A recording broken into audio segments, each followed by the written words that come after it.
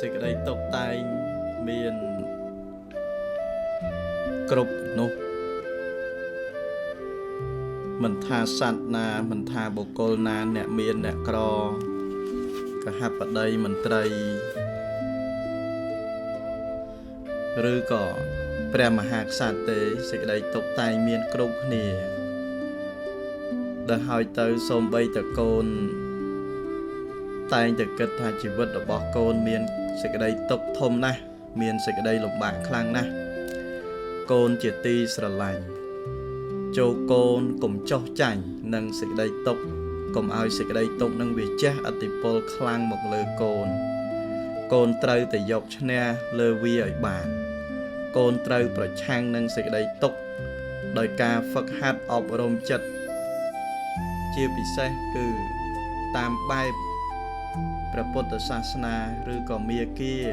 របស់ព្រះសម្មាសម្ពុទ្ធដែលព្រះអង្គទ្រង់បានបង្រៀនហើយឲ្យលះនៅសេចក្តីទុក្ខឲ្យយល់នៅសេចក្តីទុក្ខឲ្យយល់នៅការពិតការស្គាល់និងការយល់នៅការពិតទាំងអស់នោះហើយ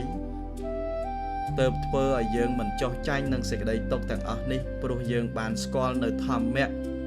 ពិតប្រាកដដែលព្រះសម្មាសម្ពុទ្ធព្រះអង្គទ្រង់បានសម្ដែងហើយនោះម្យ៉ាងកូនត្រូវធ្វើចិត្តឲ្យសបាយទៅតាមបែបនៃធម្មជាតិក្តីទៅតាមបែបនៃការធ្វើសមាធិ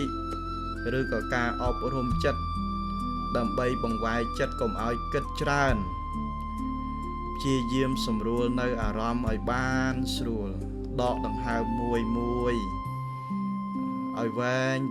ហើយចូលកូនពិចារណានឹងតាមដាននៅខ្យល់ដង្ហើមចេញនឹងខ្យល់ដង្ហើមចូលរបស់កូនហើយមានសតិស្មារតីចនិច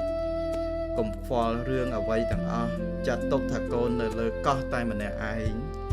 គ្មានរបស់ដែលត្រូវហួងហែងគ្មានមនុស្សដែលធ្វើឲ្យកូនស្រឡាញ់គ្មានមនុស្សដែលធ្វើឲ្យកូនស្អប់ហើយនឹងគ្មានមនុស្សដែលធ្វើឲ្យកូនកើតទុក្ខធ្វើបែបនេះរឿយនោះចិត្តរបស់កូននឹងបានធូរស្បើយខ្លះមិនខាន